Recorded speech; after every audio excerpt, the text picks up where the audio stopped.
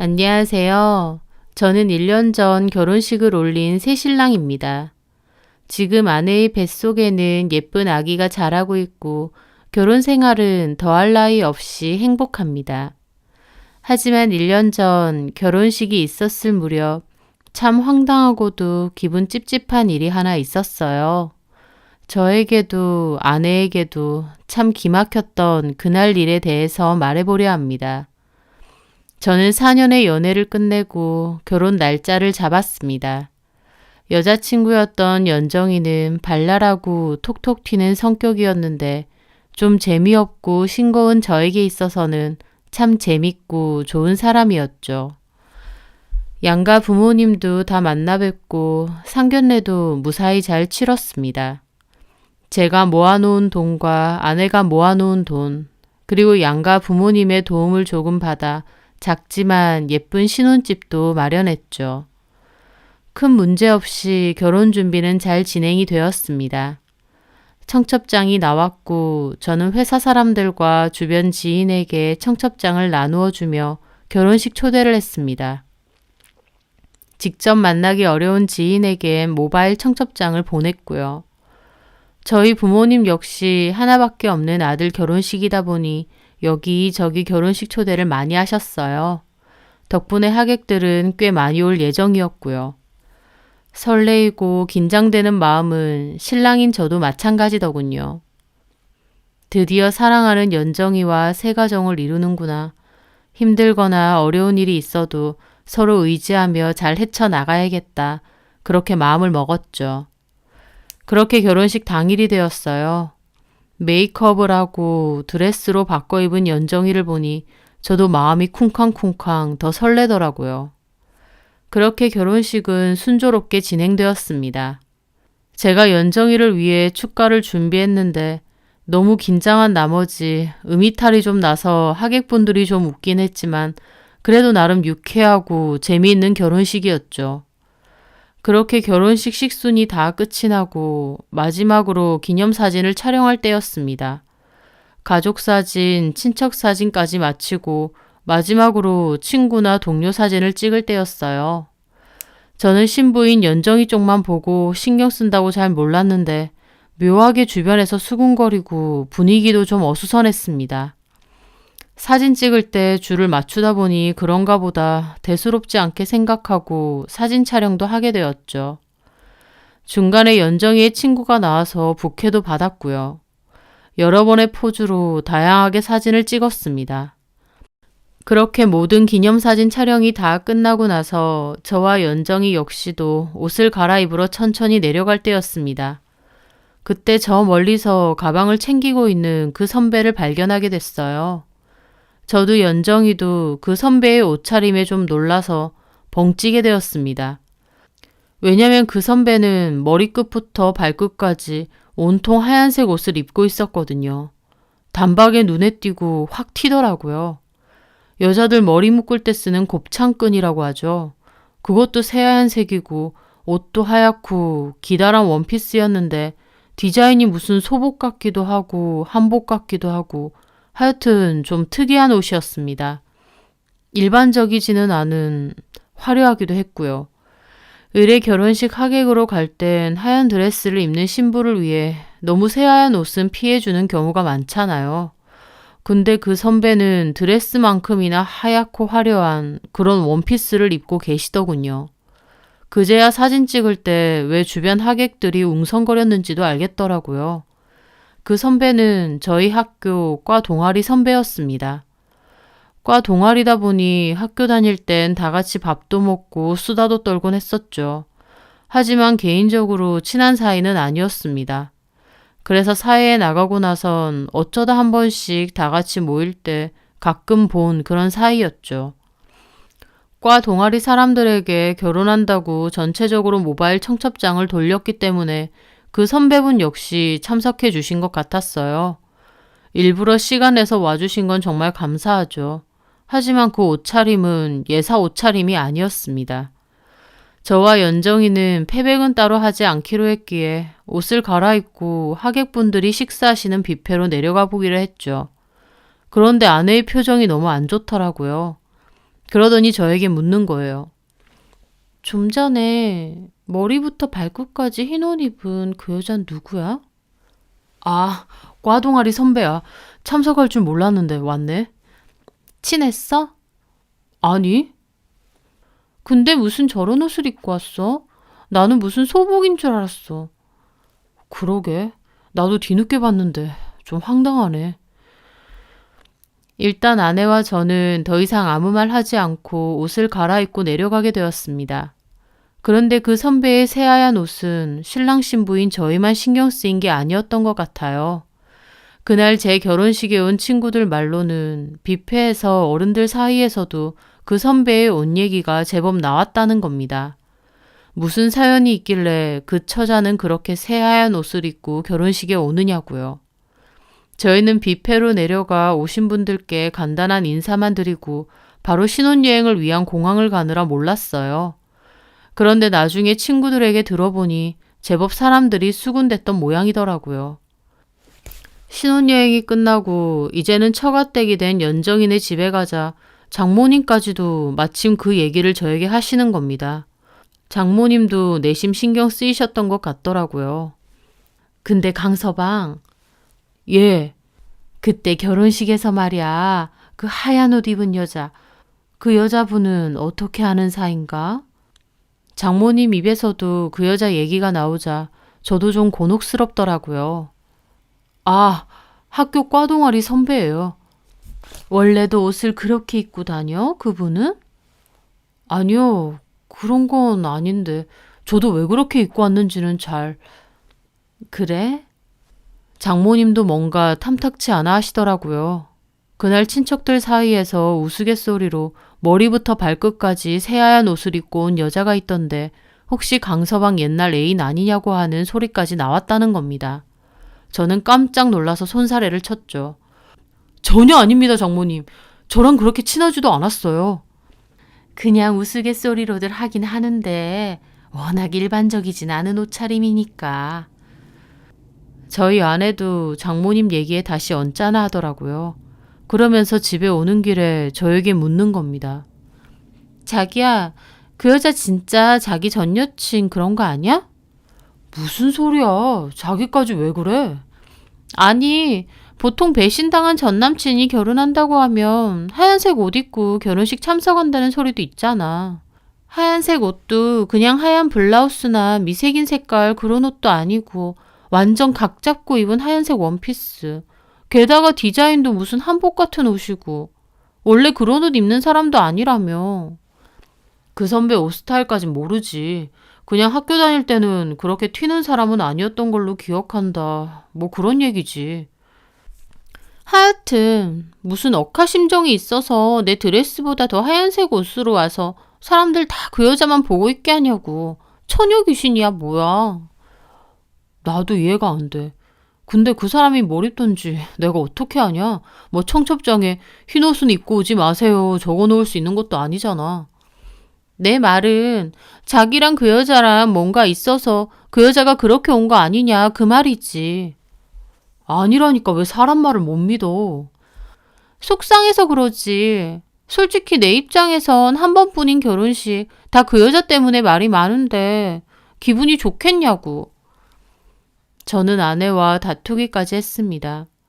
아내는 아내 친구들과 지인들 사이에서도 그 하얀 옷 입은 여자가 화제였고 그런 소리를 듣는 게 기분이 좋지는 않았던 것 같더라고요. 한 번 하는 결혼식, 신부 입장에선 주인공 같은 기분일 텐데 주변에선 아내에게 축하 대신 우스갯소리로 한마디씩 했다는 겁니다. 신랑 전 여친이 앙심 품고 그렇게 온 거 아니냐고요. 축복받고 행복해야 할 결혼식에 사람들은 그 여자 얘기만 온통 하고 있으니 아내도 기분이 상했던 것 같더라고요. 하지만 결정적인 건 결혼 사진이 나왔을 때였습니다. 예식장에서 결혼식 앨범 완성됐다고 찾아가라고 연락이 왔어요. 그래서 저희는 주말에 시간을 내서 찾아오게 됐죠. 그렇게 앨범을 보는데 깜짝 놀랐습니다. 단체 사진을 보니 그 선배가 제 옆에서 사진을 찍은 거예요. 저는 단체 사진 찍을 때 그 선배가 있었다는 건 알았지만 뒷줄에 가서 찍었을 줄 알았거든요. 그런데 세상에 제 옆에서 찍었던 겁니다. 단체 사진을 보니 무슨 신부가 2명이 되는 것처럼 찍혀 있더군요. 저를 사이에 두고 왼쪽에는 흰 드레스를 입은 아내, 오른쪽엔 흰 원피스를 입은 그 선배가 서 있었으니까요. 그걸 보고 아내는 이게 의도적인 게 아니냐고 화를 냈고 저도 황당했어요. 그냥 그 선배 옷 취향인가 보다 최대한 좋게 생각하려고 했는데 막상 사진을 보니 이 선배가 나한테 무슨 의도를 가지고 온 건가 싶을 정도였습니다. 아내는 진짜 앙심 품은 전 여친이 아니냐고 저를 의심하고 저는 결국 그 선배에게 전화를 걸었어요. 여보세요? 안녕하세요, 선배. 저 민우인데요. 안녕? 무슨 일이야? 그때 제 결혼식 와주셨잖아요. 그랬지. 일부러 시간 내서 와주신 거 감사해요. 뭘. 실은 다음 달 내 결혼식도 있거든. 너도 꼭 와야 된다? 예, 저기 근데 선배. 응? 제 결혼식에 머리부터 발끝까지 하얀색 옷 입고 오셨던데. 그랬지. 사실은 그 일로 주변에서 말이 좀 많았거든요. 게다가 지금 결혼식 사진 보니까 단체 사진도 제 바로 옆에서 찍으셨던데요. 제 말에 선배는 몹시 기분 나빠하더라고요. 아니, 결혼식에 내가 뭘 입고 오는지 내 마음이지. 그거 가지고 지금 나한테 따지는 거야? 머리끝부터 발끝까지 다 하얀색 입고 오셨던데 무슨 작정이라도 하신 것처럼 머리끈까지 하얀색 하시고요. 솔직히 그날 결혼식 온 사람들 사이에서 말이 많아서 저도 기분이 좋진 않았어요. 사진 보니까 무슨 신부가 2명인 것처럼 그렇게 나오기도 했고 제 아내도 속상해 하더라고요. 그래서? 내가 뭐 그 옷 입었다고 너한테 사과라도 하라는 거야?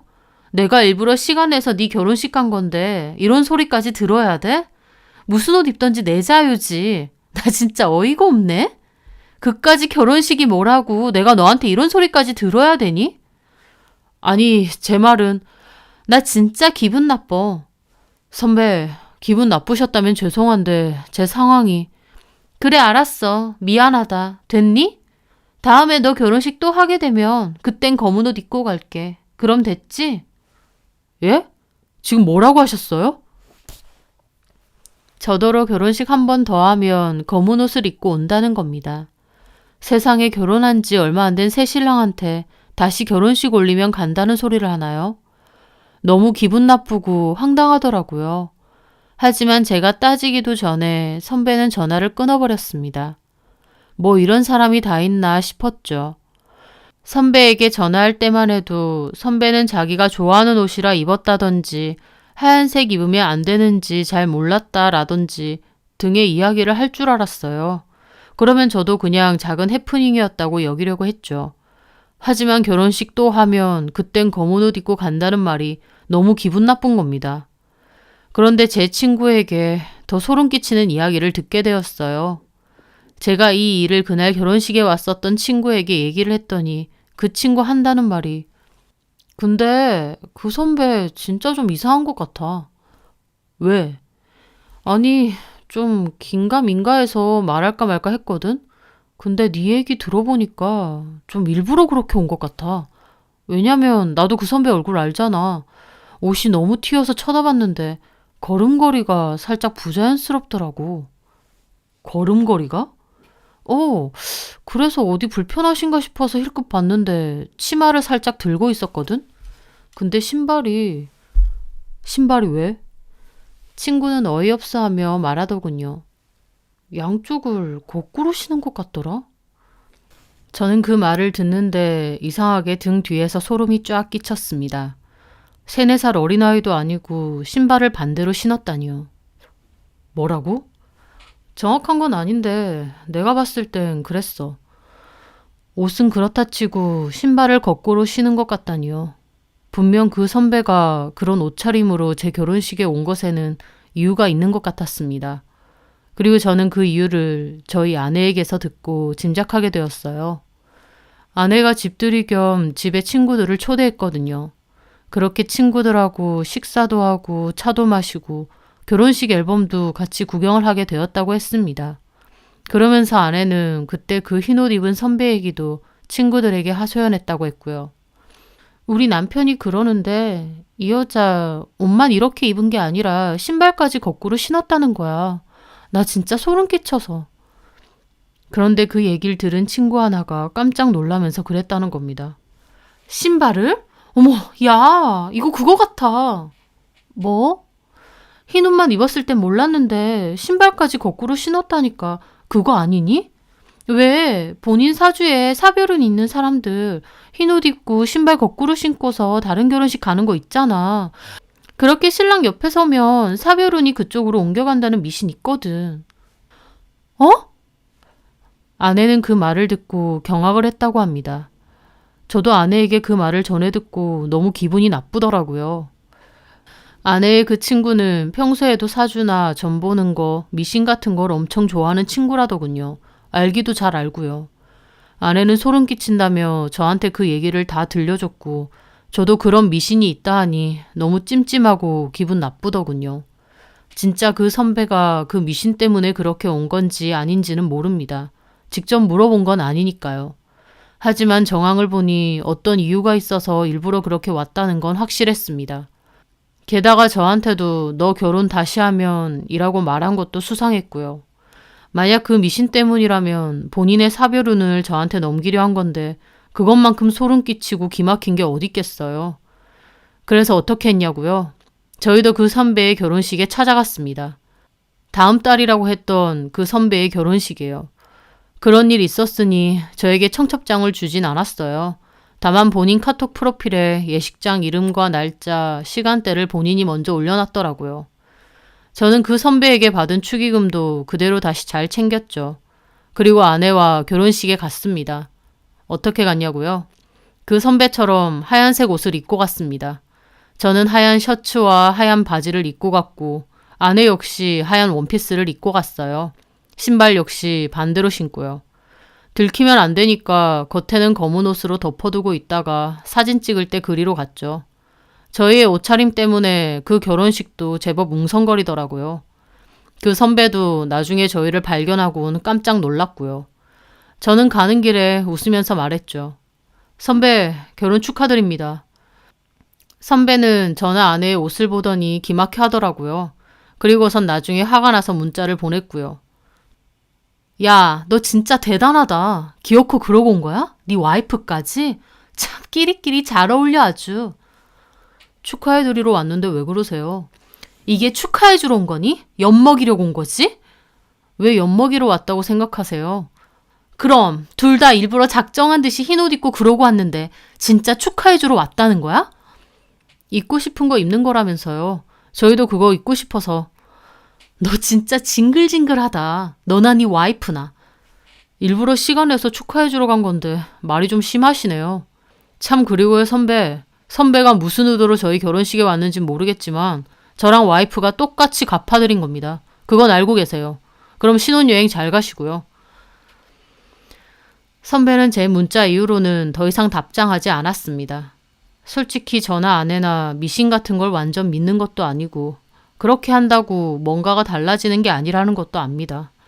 하지만 이미 그런 미신을 들은 이상 찝찝한 것도 사실이고 그 선배가 먼저 결혼식에 뭘 입고 오던지 무슨 상관이냐 했으니 저희도 똑같이 해준 거였죠. 받고 싶지 않은 선물을 받으면 보통 돌려보내죠. 저희 입장에서도 그 선배가 한 행동에 저희도 똑같이 돌려준 거라 생각합니다. 그 선배가 진짜 그런 미신 때문에 그렇게 한 건진 모르겠지만 어쨌든 저희 입장에선 똑같이 되돌려주는 행동을 해야 더 이상 찝찝하지 않을 것 같았거든요. 이 일은 주변 지인들에게도 소문이 나서 한동안은 좀 곤혹스럽기도 했지만 어찌됐든 저나 아내나 더 이상 기분으로 찝찝하진 않더라고요. 그 선배 역시 결혼식엔 입고 싶은 옷 입고 가는 것 뿐이라고 했으니 저희의 행동도 그렇게 받아주리라 믿습니다. 만약 정말 본인의 사별운을 넘기려는 의도를 가지고서 그렇게 한 거라면 본인의 행복과 평안을 위해 남을 이용하는 그런 행동은 다시는 하지 않기 바랍니다. 결국 다 돌아오니까요. 제 사연 들어주셔서 감사합니다.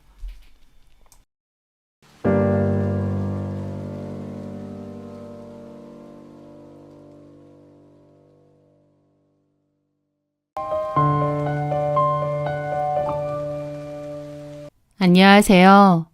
저는 딸 둘을 가진 60대 여자입니다. 이혼이 별로 흔하지 않았던 30년 전, 저는 이혼을 하고 혼자 아이 둘을 키웠습니다. 딸 둘 다 결혼을 했고 행복하게 잘 살고 있어요. 딸들이 결혼을 한다고 했을 때 저는 그 집 시부모님이 어떤 사람인지를 제일 많이 살펴봤습니다. 왜냐면 저는 과거에 시어머니 때문에 정말 많은 상처를 받았거든요. 단순히 상처 정도가 아니라 지금 돌이켜 생각해도 너무 화가 나고 분통이 터져서 자다가도 벌떡벌떡 일어날 정도입니다. 그런데 인과응보라는 말이 참 틀린 말이 아닌지 전 남편과 시어머니의 근황을 듣게 되었습니다. 그 얘기를 듣는데 참 기분이 묘하더군요. 본인이 저지른 짓에 대한 대가를 돌려받았다는 게 놀랍기도 하고 묘하기도 하고요. 그러면서 저의 지난 결혼 생활에 대해서 다시 한번 돌이켜 떠올려 보게 되었습니다. 저는 처녀 시절 한 식품회사에서 격리 일을 했었는데요. 같은 회사를 다니고 있던 남자와 교제를 했었죠. 그리고 결혼 허락을 맡으러 그 남자네 집에 갔었고 거기서 그 남자의 어머니, 훗날 저의 시어머니가 될 그 사람을 처음 만났습니다. 어머님은 저보고 결혼하면 바로 애부터 가져야 된다고 하면서 딸은 필요 없고 반드시 아들을 낳으라고 하셨어요. 어머님 본인은 아들을 무려 셋이나 낳았기 때문에 효부라고 자처하면서요.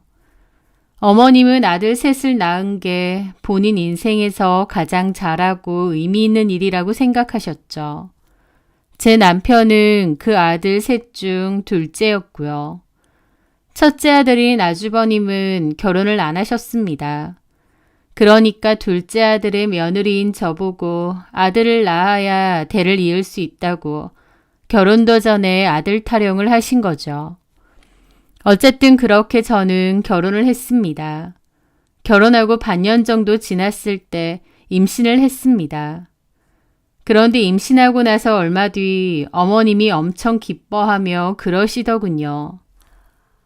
내가 태몽을 꿨는데 엄청 크고 까만 뱀이 나왔다.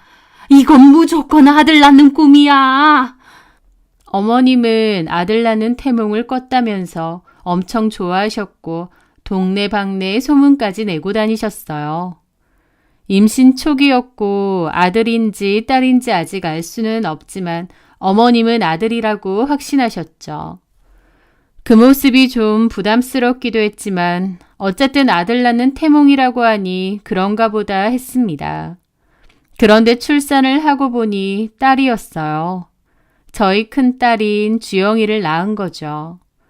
저는 아들이든 딸이든 크게 상관은 없지만 딸도 낳고 싶었기에 좋았습니다. 그런데 아들이 아니라 딸이라는 사실에 어머님의 패악질은 그때부터 본격적으로 시작되었죠. 저한테 원래 새아가라고 부르셨는데 제가 딸을 낳고 나서부터는 야라고 호칭을 바꾸셨습니다. 그리고 쓸모없는 딸을 낳았다고 구박도 서슴지 않고 딸 낳은 주제에 밥은 뭐하러 먹느냐고 뭐라고 하셨죠. 저한테 그러시는 건 얼마든지 참을 수 있었습니다. 하지만 제가 정말 가슴 아팠던 건 따로 있었어요. 어린 저희 딸한테 각종 모진말과 악담을 퍼부으셨거든요. 저는 처음에는 몰랐다가 나중에 딸이 좀 크고 알려줘서 알게 되었습니다. 어머님은 저 몰래 저희 큰딸에게 가서 귓속말을 하며 괴롭히셨대요. 귓속말들은 이랬다고 했습니다. 너는 뱃속에서 남자 형제 죽이고 태어난 년이야. 알아? 너 같은 건 태어나지 말았어야지. 너 말고 아들이 태어났어야지. 이런 식으로요. 고작 4살쯤 되는 딸한테 틈만 나면 귓속말로 그런 말을 퍼부으며 괴롭히셨대요. 어린 마음에도 그게 얼마나 상처가 됐는지 아직도 다 생생하게 기억이 난다고 했습니다. 저는 어머님이 그런 짓까지 하는 줄은 몰랐는데 나중에 딸한테서 듣게 되고 억장이 무너지더라고요. 어머님이 그런 소리를 하다 보니 딸은 어머님이랑 있으면 자주 울었는데요. 어머님은 그러면 아휴, 개집년들은 툭 하면 울어서 싫어. 징그러워 죽겠어. 막 그러셨어요. 근데 딸도 오죽 할머니랑 있기 싫었겠나요. 저는 어머님의 행동들, 막말들이 너무 힘들고 상처도 많았지만 내가 딸을 낳았기 때문에 어쩔 수 없나 보다, 남들도 이러고 사나 보다 생각하며 참을 수밖에 없었습니다. 그러다가 둘째를 임신하게 되었어요. 어머님은 이번에는 꼭 아들일 거라며 또 설레발을 치셨죠. 그런데 둘째도 또 딸이었습니다. 어머님이 하도 닥달을 하니 저도 둘째는 아들이길 바랬는데 딸이더라고요. 그래도 저한테는 귀중하고 소중한 자식인데 어머님은 또 딸을 낳았다고 한바탕 난리가 났습니다. 그러면서 저한테 그러시더군요. 우리 집 대 끊으려고 작정했냐? 너는 제사밥 먹을 자격도 없다. 그러시더니 명절과 제사 때 저와 저희 큰딸에게는 밥도 먹지 말라고 하시더라고요. 저는 그래서 명절이나 제사 때 시댁을 가면 꼭 김밥을 싸들고 가곤 했습니다. 눈앞에서 먹는 것도 꼴보기 싫다 하셔서 저와 딸은 방에 들어가서 김밥을 먹어야 했는데 제 처지가 참 서글프고 딸한테도 미안해서 눈물이 날 때가 많았죠. 하지만 착한 저희 딸은 엄마랑 둘이서 이렇게 김밥 먹는 게 더 좋다고 얘기해 주었습니다. 어머님은 저희 딸들을 싫어했지만 저에게 저희 두 딸은 그 무엇과도 바꿀 수 없는 보물이자 삶의 의미이기도 했어요. 그러던 어느 날이었습니다. 어머님이 대뜸 집을 팔았다며 저희 집에 들어와서 사신다고 하더라고요. 계집년들이 셋이나 되니 그 기에 내 아들 눌려 살 것 같다. 내 아들은 내가 지켜야지. 그러시는 겁니다. 참 어이가 없었죠. 제 남편이 기죽을 사람도 아니고 또 어머님의 논리대로라면 어머님도 여자고 그러면 집안에 여자가 넷이나 되는 거 아닌가요? 말도 안 되는 논리죠. 그런데도 자기 마음대로 집을 팔고 저희 집에 들어오시겠다고 하셨어요. 저는 남편에게 어머님하고 같이 살기는 힘들 것 같으니 어머님을 좀 말리라고 했습니다. 하지만 제 남편도 애초에 제 얘기를 들을 인간도 아니고 집안일에는 나몰라라 무심한 사람이었습니다. 엄마가 이미 집을 파셨다는데 어떡해. 같이 살아야지. 어머님하고 못 살겠어.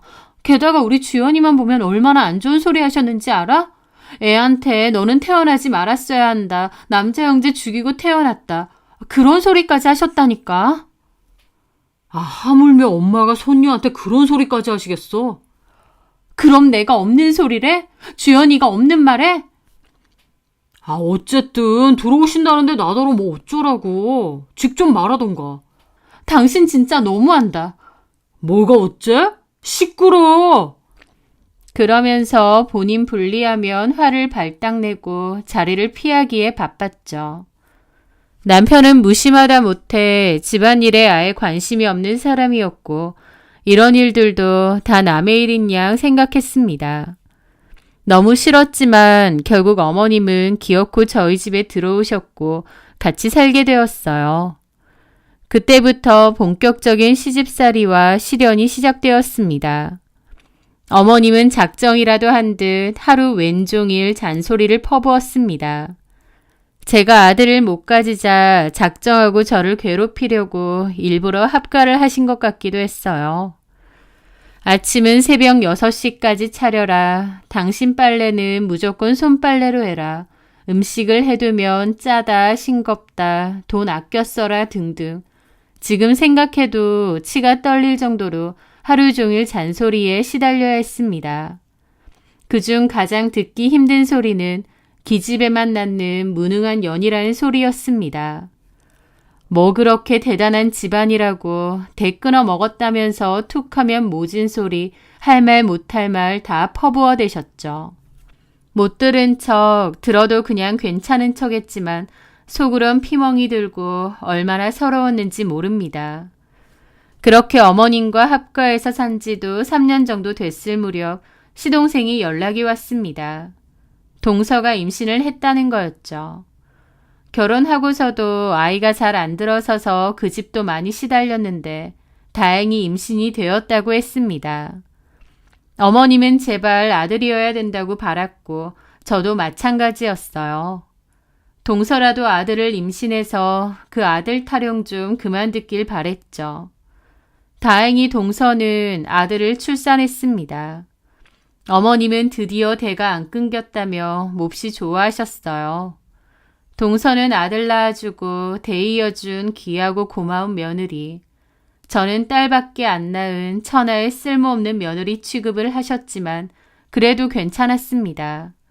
어쨌든 동서라도 아들을 가졌으니 부담이 좀 덜겠다 싶었죠. 그런데 그맘때 시동생네는 너무 큰 비극이 생겼습니다. 시동생네 아들은 날 때부터 몸이 약했는데요. 그래서 수술도 했었고 병원에 입원도 자주 했습니다. 선천적으로 몸이 너무 약했거든요. 그래도 동서가 지극정성으로 돌봐서 괜찮아지나 싶었는데 돌 지나기도 전에 결국 죽고 말았습니다. 동서 아이가 그렇게 안타깝게 죽으면서 온 집안은 초상집 분위기였죠. 특히 어머님은 눈이 돌아서 동서에게 퍼부었습니다. 동서 잘못도 아닌데 애를 어떻게 보면 저렇게 죽게 만드냐고 원망을 퍼부었죠. 그걸 지켜보는 저도 징글징글 하더라고요. 사랑하고 아끼는 손주가 죽어서 안타까운 마음에 그런 게 아니라 대를 이어줄 손주가 죽은 것에 한탄을 하시는 게 너무 보였거든요. 아이가 그렇게 허망하게 죽어버리면 가장 힘들고 고통스러운 건 부모 아니겠나요? 특히 동서는 식음을 전폐하고 정말 많이 힘들어했고 그걸 지켜보는 저도 너무 괴롭더라고요. 그런데 그런 사람을 두고 너 때문이라느니 애를 어떻게 봤냐느니 퍼부어대는 어머님을 보며 저는 학을 뗐습니다. 게다가 아이가 죽은 지 얼마나 됐다고 둘째 빨리 가지라고 둘째도 아들로 가지라고 하는데 순하고 착한 동서도 결국 눈이 돌더라고요. 시동생하고 죽을 듯이 싸우고 집 다 뒤집어 엎고 이혼한다고 했습니다. 동서가 순하고 얌전한 사람인데 오죽했으면 저러겠나 싶더라고요. 결론적으로 동서와 시동생은 이혼은 안 했어요. 대신 어머님을 안 보고 살기로 했다는 것 같더군요. 그리고 제가 알기론 아예 인연을 끊은 걸로 압니다. 어머님은 그 일로 애 잡아먹은 주제에 뭘 잘했다고 이혼한다고 난리치고 이제는 시모도 버리냐고 죽일년의 며느리라고 쌩 난리를 쳤습니다. 그 모습을 가장 가까이서 지켜보는 저는 어머님에게 정말 질릴 대로 질렸습니다. 인간적으로 혐오감이 들 정도였죠. 그런데요, 그 일이 있고 얼마 뒤 기가 막힌 일이 있었습니다. 그 일은 제 이혼에도 결정적인 사건이었고 지금 생각해도 피가 거꾸로 솟는 것 같습니다. 그전에는 애도 둘이나 되는데 혼자 먹고 사는 게 걱정이라서 더러운 꼴 보면서도 참고 살았는데 그 사건을 겪고 나서는 도저히 어머님이랑 못 살겠더라고요. 그 사건이 뭐였냐면요. 그맘때 저희 둘째가 5살이 됐을 때쯤이었습니다. 저희 친정엄마가 허리가 안 좋아서 입원을 하게 되셨어요. 거동이 불편하셔서 제가 오며 가며 간병을 도와드릴 수밖에 없었습니다. 그러다가 둘째가 어린이집에 못 가는 날이라서 어머님에게 저희 둘째를 부탁했어요. 솔직히 저희 딸들을 별로 탐탁치 않아 하시는 걸 아니까 어지간해서는 맡기는 일이 없습니다. 하지만 그때는 저도 여의치가 않더라고요. 그래서 어머님께 부탁을 했죠. 어머님, 저 엄마 병원 금방 들렀다가 3시 전에 올게요. 그때까지만 저희 서연이 좀 봐주세요. 그런데 그날따라 어머님은 웬일로 알겠다고 봐주겠다고 하셨습니다. 평소에는 아이들 좀 잠시라도 봐달라고 하면 싫어하셔서 제가 맡기지도 않았거든요. 그런데 그날은 알겠다고 바로 그러시더라고요. 어쨌든 저는 어머님께 둘째를 잠깐 맡기고 서둘러 엄마 병원에 다녀왔습니다. 그런데 볼일을 마치고 집으로 돌아왔을 때 저는 경악을 할 수밖에 없었습니다. 집에는 어머님은 있는데 저희 서연이가 안 보였거든요. 어머니, 서연이는요? 놓쳤다. 네? 집에 있기 심심하다고 해서 데리고 나갔는데 갑자기 내 손을 확 뿌리치고 달려가는 거야. 어찌나 빠른지 못 따라갔다. 그 말을 듣는데 눈앞이 컴컴해지더라고요. 그게 무슨 소리세요? 그래서 애가 어디 있는지도 모르는데 혼자 집에 오셨다고요? 일단 집에 와서 아범한테 전화를 해야 될 거 아니야. 라고 하는데 제가 보기엔 전혀 아니었습니다.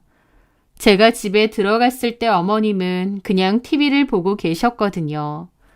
손녀를 잃어버리고 발 동동해서 전화를 하러 온 사람이 아니었습니다. 그 순간 눈이 뒤집히더라고요. 그게 어디예요?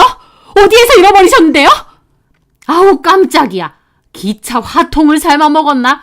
빨리 말하세요. 어딘데요? 언제 그랬는데요? 저쪽 시내 사거리 큰 약국 있는 그쯤에서. 언제요?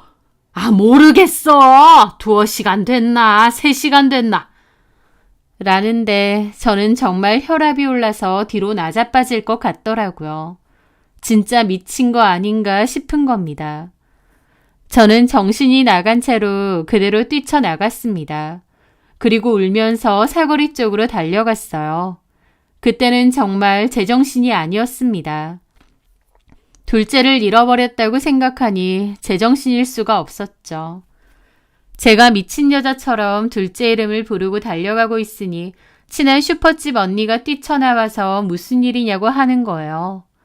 저는 번화가 쪽에서 둘째를 잃어버렸다고 울고불고 얘기했고 그 언니가 놀라서 저희 남편에게 대신 전화해 주겠다고 남편 회사 이름이 뭐냐고 물어보더라고요.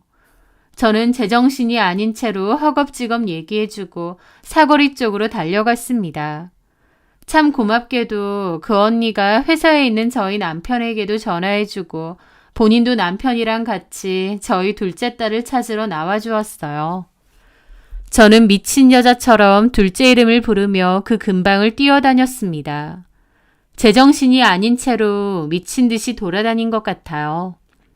이미 30년 가까이 흐른 일인데 그때 그 심정은 지금 생각해도 아찔하고 무섭습니다. 그 근처를 몇 시간을 돌아다녔는지도 모르겠어요. 그렇게 미친 듯이 돌아다니는데 갑자기 그 슈퍼집 언니가 달려오면서 제 이름을 막 부르는 겁니다. 주연 엄마, 서연이 찾았어! 그 말에 저는 다리에 힘이 풀려서 그대로 주저앉았습니다. 눈물하고 콧물이 줄줄 흐르더라고요. 진짜요? 어디 있어요? 우리 남편이 육교 밑에 있는 거 찾았어. 얼른 와! 저는 다리에 힘이 너무 풀려서 언니의 부축을 받고 겨우 일어나서 그리로 갔습니다. 도로 건너에서 언니네 남편분이 서연이 옆에 서 있는데 서연이도 울고불고 그 모습을 보는데 가슴이 망갈래로 찢어지는 것 같더라고요. 저는 신호등이 바뀌자마자 달려갔고 아이를 안고 엉엉 울었습니다. 아이도 저를 안고 울어대는데 그 상황이 너무 다행이면서도 기가 막혔죠. 그렇게 한참을 울고불고 하면서 서연이에게 물어봤습니다. 그런데 서연이 하는 말이 할머니가 과자 사줄 테니 따라오라고 했대요. 그리고 잠깐 약국에 들러야 되니 여기서 기다리라고 했답니다. 그래서 애는 가만히 기다렸는데 할머니가 그 뒤로 안 오더라는 거예요. 그 어린 딸은 아무리 할머니를 기다려도 안 오니까 할머니 찾는다고 울면서 여기저기 다녔던 겁니다. 그 얘기를 듣고 저는 눈이 돌더라고요. 시어머니고 뭐고 가만 못 두겠는 겁니다. 그 와중에 남편도 저희를 발견하고 와서는 애 찾았네 그러고 있더라고요. 저는 남편에게 니네 엄마 때문에 우리 서연이 영영 잃어버릴 뻔했다고 악다구니를 썼습니다. 남편은 무슨 우리 엄마가 일부러 그랬겠느냐 그 와중에 지네 엄마 편드는데 진짜 콱 목이라도 조르고 싶더라고요. 저는 그 길로 서연이 손잡고 집으로 갔습니다. 집 안에 들어가서 어머님의 그 뻔뻔한 얼굴을 보는데 욕지거리가 치밀더군요. 찾았냐? 어머님 진짜 미치셨어요? 뭐가 어째? 시어머니한테 뭐라고? 애를 길바닥에 버려두고 와요? 당신이 그러고도 할머니야? 저는 눈이 돌아서 소리를 쳤고 남편은 저보고 적당히 하라면서 말리더라고요. 저는 남편을 밀쳤고 어머님은 남편한테 폐악질 부리는 거 봐라. 너 뭐 잘못 먹었냐? 입이 있으면 말해보세요. 손녀를 길바닥에 버리고는 미친 할머니가 어딨냐고요. 저게 말이면 단줄 아나? 미친 할머니? 아, 그만 못해? 제가 내 손을 뿌리치고 도망가는 걸 내가 무슨 수로 잡아? 웃기지 마세요. 약국 가야 되니까 잠깐 기다리라고 해놓고 그대로 집에 오셨잖아요. 누가 그래? 서연이 제가 그래? 너는 저 조그마한 기집애 말을 믿냐? 지가 나 뿌리치고 달려간 거야. 그래놓고 혼날까봐 그렇게 말하는 거 아니냐고. 그럼 애를 잃어버리셨으면 찾아야지 왜 집에 계시는데요? 너 내가 하는 말 못 알아들었냐? 아범한테라도 연락을 해야 찾을 거 아니야. 거짓말하지 마세요. 어머님 표정이나 행동을 보세요. 그게 손녀 잃어버려서 큰일 날 사람의 표정이에요? 솔직하게 말하세요. 어머님 일부러 서연이 놔두고 오신 거죠? 맞죠? 너는 저 조그마한 기집애 말은 믿고 내 말은 안 믿기나 보지? 어머님 같으면 믿으시겠어요? 어머님이 평소에 주연이 서연이한테 어떻게 하셨는데요? 뭐가 어째? 그런데 그 와중에 남편은 어머님 편을 들더라고요. 아, 그만해. 찾았으면 됐잖아. 뿌리치고 달려가는 애를 엄마가 어떻게 잡겠어. 남편은 자기 딸과 생이별할 수도 있었던 상황인데 그 와중에 어머님 편만 들더라고요. 저는 정말 피가 거꾸로 솟는 기분이었습니다. 남의 애야? 애를 영영 잃어버릴 수도 있었는데 이게 그냥 넘어갈 일이야? 어쨌든 찾았잖아. 그럼 된 거지. 이제 그만 좀 해. 그리고 정서연, 너도 할머니랑 나갔으면 얌전히 따라다녀야지. 왜 할머니 손 뿌리치고 그냥 가면 어째? 라면서 피해자인 저희 딸한테까지 뭐라고 하는 겁니다. 딸이 울면서 안 그랬다고 하니까 뭘 잘했다고 우냐고 뚝 그치라고 화까지 내더군요. 그걸 보는데 저도 더 이상은 못 살겠다 싶었습니다. 치가 떨리더라고요. 저는 그날 밤새도록 작은 딸아이의 손을 꽉 붙잡고 있었습니다. 하마터면 영영 잃어버릴 뻔했다고 생각하니 그렇게 가슴이 미어질 수가 없더군요. 밤새도록 아이를 찾은 것에 감사하고 또 한편으론 남편과 끝을 내겠다고 도저히 못 살겠다고 결심을 했습니다. 사실 그전에도 시어머니의 행패 때문에 이혼을 하고 싶었던 게 한두 번이 아니었지만 경제적인 부분이 가장 걸렸어요. 저는 결혼 후 일을 그만두고 가정주부로 지내는 상황이었고 아이들을 건사할 만한 경제력이 없었으니까요. 게다가 친정 부모님께도 도움을 받을 만한 상황은 아니었습니다. 하지만 내가 지하 단칸방에서 개고생하며 사는 한이 있어도 이 집에는 더 못 있겠더라고요. 한 번이 어렵지 두 번은 어렵지도 않다는데 제가 한눈 판 사이에 또 저희 아이 데리고 나가서 아무데나 놔두고 오면 어쩌나요. 어머님의 행동도 치가 떨렸지만 제 마음을 가장 크게 돌아서게 만든 건 남편의 행동이었습니다. 누가 봐도 자기 엄마가 일부러 그렇게 한 건데 아빠로서 난리를 치고 뒤집어 엎어도 뭐할 판에 그 와중에 어머님 편들고 찾았으니 됐다뇨. 그나마 있던 모든 정이 다 떨어져 나갔습니다. 저는 이 일을 저희 친오빠에게 얘기했습니다. 이혼을 해야 될 것 같다고요. 저희 오빠 성격으로 그래도 네가 참아라 하면 어쩌지 했는데 저희 오빠 역시 듣고는 화가 머리끝까지 나서는 당장 이혼하라고 하더라고요. 그리고 자기도 여유롭지는 않지만 그래도 도와줄 수 있는 건 도와주겠다고 하면서요. 오빠는 그때 철물점을 운영하고 있었는데요. 가게도 작고 딱히 일손이 부족한 건 아니지만 저보고 와서 일을 하라고 하더라고요. 오빠네 가게에 취업을 시켜준다는 거였죠. 저는 예전에 격리로 일했던 경험도 있고 또 이혼하면 당장 취업 자리가 필요한 상황이었기에 찬밥 더운 밥 가릴 처지도 아니었습니다.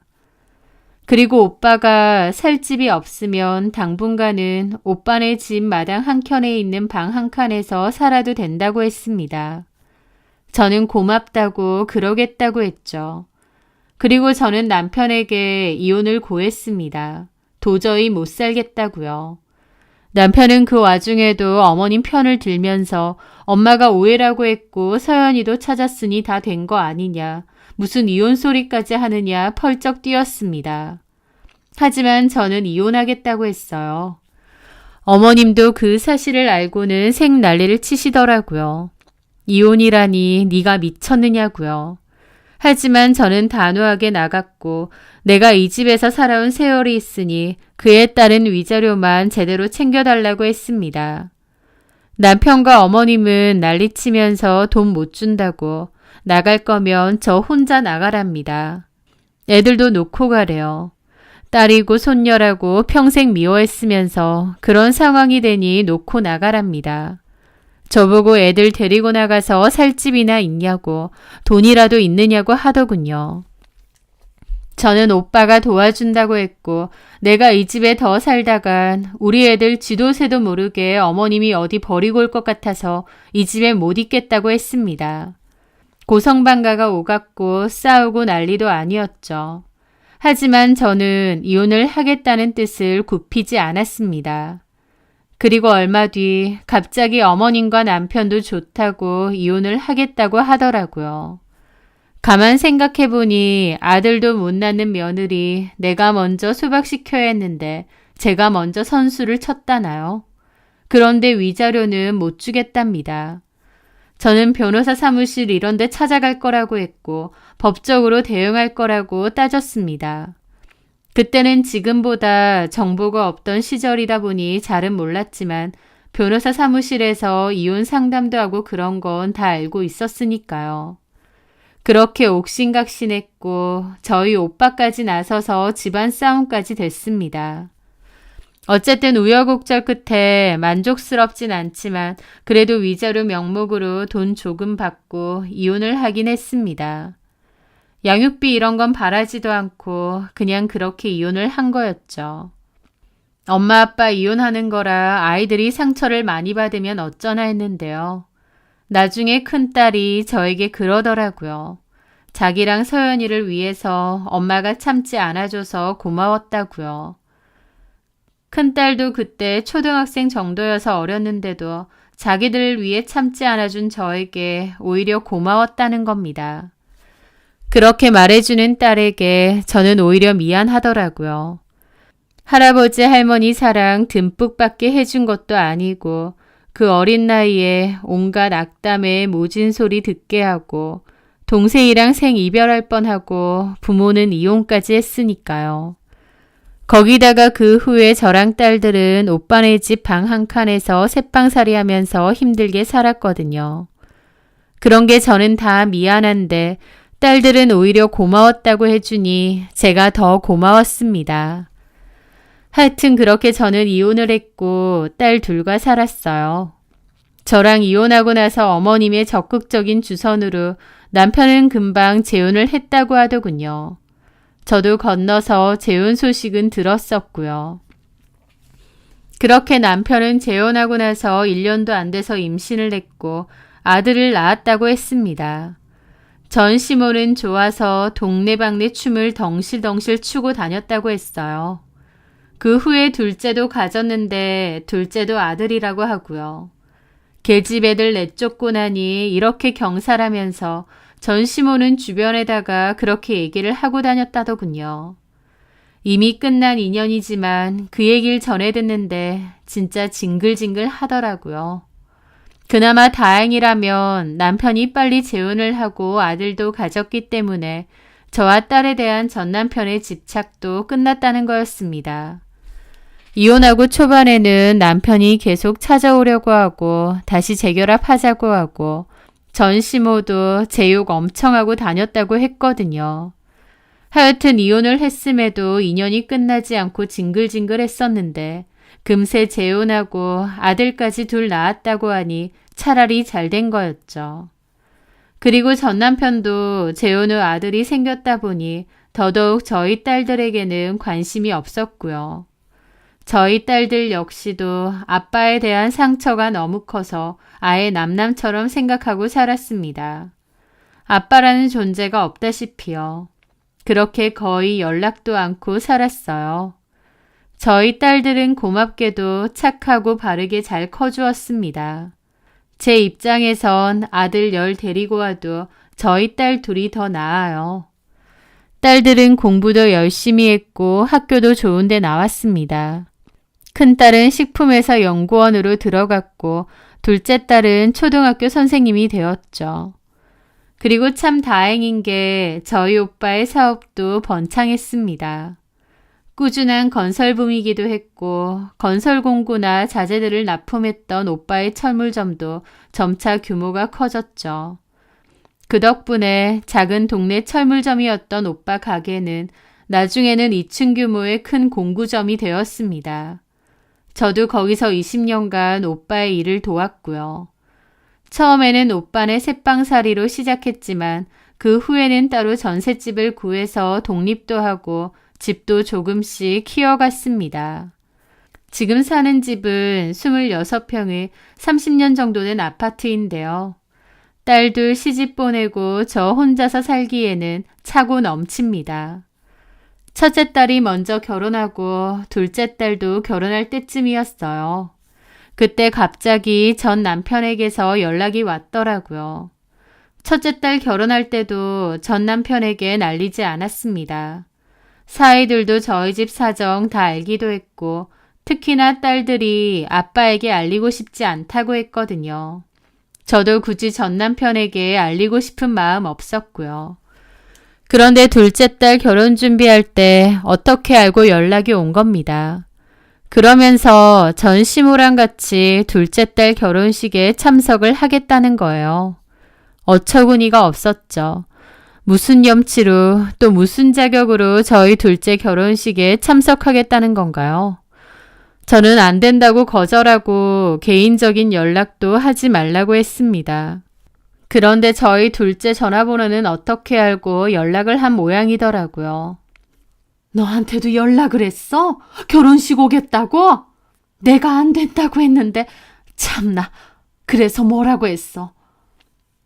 오시라고 하고 예식장이랑 날짜하고 알려드렸어. 뭐라고? 저는 너무 의외더라고요. 둘째가 예식장이랑 날짜하고 알려드렸다는 거예요.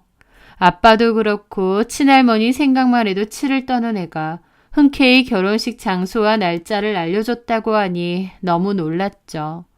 그런데 나중에 알고 보니 아예 엉뚱한 예식장하고 날짜 시간을 알려줬다는 겁니다.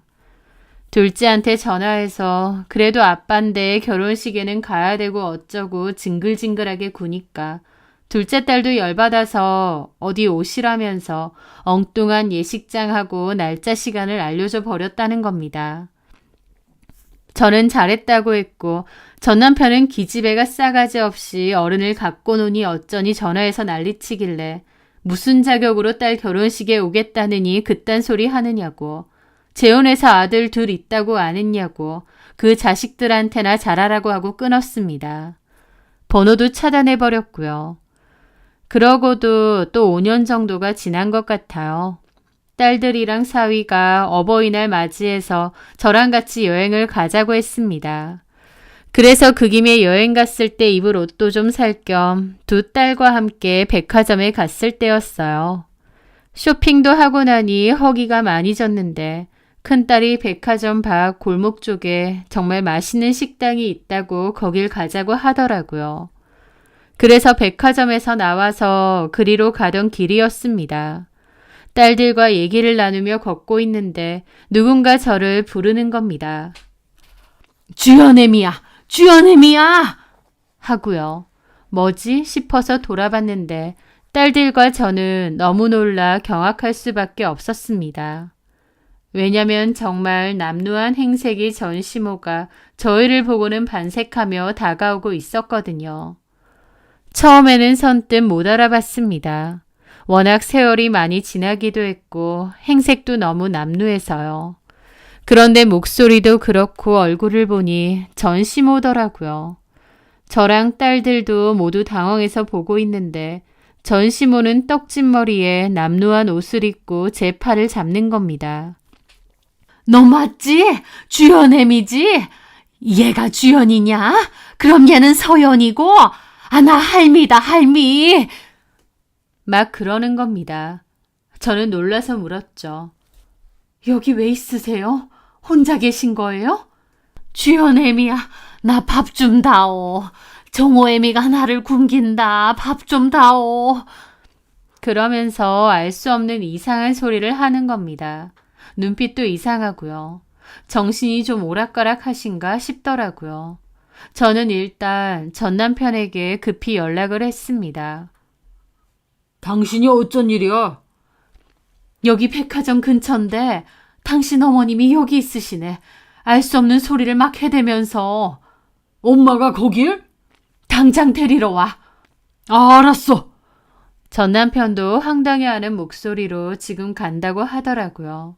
그 와중에도 전시모는 자꾸 저희 딸들 만지려고 하고 자기가 할미라고 하고 언제부터 저희 딸들에게 그렇게 살가운 할머니였다고요?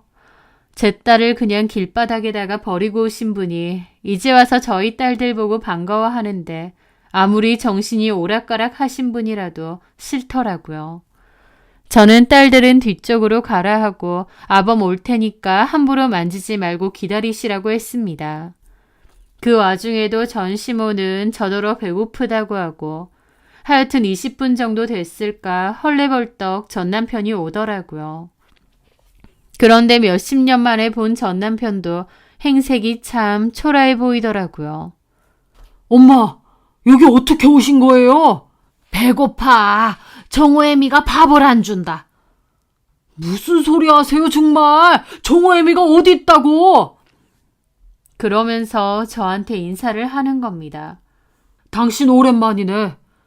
무슨 일인지 모르지만 얼른 모시고 가. 그렇게 저는 딸들을 데리고 그냥 가버렸습니다. 그날 저녁 전 남편이 전화가 와서는 애들 많이 컸느니 어쩌느니 그러더라고요. 저랑 딸들이 너무 보기 좋다느니 하면서요. 그리고는 묻지도 않은데 본인 얘기도 하더라고요. 저랑 이혼하고 재혼을 바로 했고 1년 만에 아들 생겨서 너무 좋았답니다. 그 후에 연년생으로 아들 하나 더 생겼고요. 그런데 큰아들이 정신적인 문제가 있었다고 했습니다. 발달에도 문제가 있을 뿐더러 정신적인 문제가 있었는데 폭력성이 너무 심하고 제어가 안 됐다고 했어요. 문제를 많이 일으켜 학교도 제대로 못 다녔다더군요. 걸핏하면 문제 일으키고 집안도 다 때려부셔서 쑥대밭 만들어 놓고요. 둘째 아들은 그런 문제가 없었는데 자기 형한테 완전 질렸는지 고등학교 때 집을 나가서 연락도 잘 안 된답니다. 큰아들의 문제를 고치려고 병원도 많이 다니고 돈도 엄청나게 들였는데 결국 다 수포로 돌아가고 그나마 있던 재산도 치료비로 다 날렸다고 하더라고요. 그리고 재혼한 아내랑도 그 일로 맨날 싸우다가 이혼했다고 하고요. 그래도 전시모는 손자라고 우쭈쭈 했나 본데 그 우쭈쭈 했던 큰손주가 할머니한테도 행패 부리고 밀치는 바람에 전시모가 크게 다치는 사건이 있었다고 했습니다. 그 일로 전시모는 병원 입원까지 했다고 하더군요. 결국 큰아들은 폐쇄병동에 들어갔고 잘 보지도 못한답니다. 전시모 역시 그 사건 이후로 정신이 오락가락 한다고 했고요. 전 남편은 전시모도 도저히 감당이 안 돼서 차 아니면 나올 수도 없는 머나먼 시골 요양원 같은데 곧 보낼 거라고 하더라고요. 자기도 그동안 너무 힘들었고 지쳤다고 그 소리를 저한테 줄줄 해대는데 듣는 저는 오히려 심보 그따위로 쓰더니 전부 다 돌려받았구나 싶기만 하더군요. 저는 전 남편에게 당신 근황 궁금하지 않다고 길 잃은 노인인데 외면할 수 없어서 연락한 것뿐이니까 이런 구실로 연락하지 말라고 했습니다. 전 남편은 저보고 참 행복해 보이더라면서 미련 가득한 소리를 했는데 코웃음만 나더군요. 그래서 보란듯이 그랬습니다. 맞다고. 나 지금 너무 행복하다고요. 내 딸들은 누구보다 사랑받을 자격이 있는 아이들이라고. 그런데 당신이랑 당신 엄마랑 같이 살 때는 그러지 못해서 내가 너무 미안했는데 이혼하고 나서 너무 행복하다고. 그러니까 나랑 딸들을 위한 마음과 양심이 최소한이라도 있다면 다시는 연락 말라고 했습니다. 제 말에 전 남편은 아무 말도 없더니 조용히 끊더라고요. 제 딸들에게 그토록 모진 말 상처되는 말을 퍼붓고 손자 타령했던 전시모. 결국 동네방네 춤까지 추면서 기뻐했던 손자였는데 그 손자에게 맞아서 병원 신세지고 아들조차도 찾아가지 않을 머나먼 요양원으로 쫓겨날 신세가 되었네요. 제 딸을 길바닥에 버리고 왔던 그 매정한 전시모는 결국 모두에게 외면받을 운명이 아니었나 싶습니다. 지독한 시집살이와 차별의 지옥 속에서 벗어난 저와 저희 딸들은 지금 너무 행복합니다. 그때 지체하지 않고 이혼하길 참 잘했다는 생각이 드네요. 그게 저로서는 딸들을 지킬 수 있는 유일한 길 같았거든요. 저희 딸들도 유년 시절에 많은 상처가 있었는데 액땜했다고 생각하고 앞으로는 좋은 일, 행복한 일만 가득했으면 합니다. 저도 딸들과 남은 인생 행복한 추억 많이 만들면서 지난 상처들을 많이 덮으며 살려고 하네요.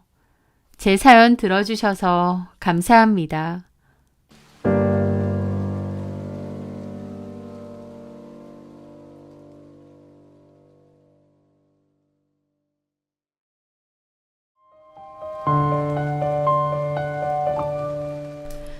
안녕하세요. 저는 결혼 1년 차의 여자입니다. 남편과는 동갑이고 아이는 없어요.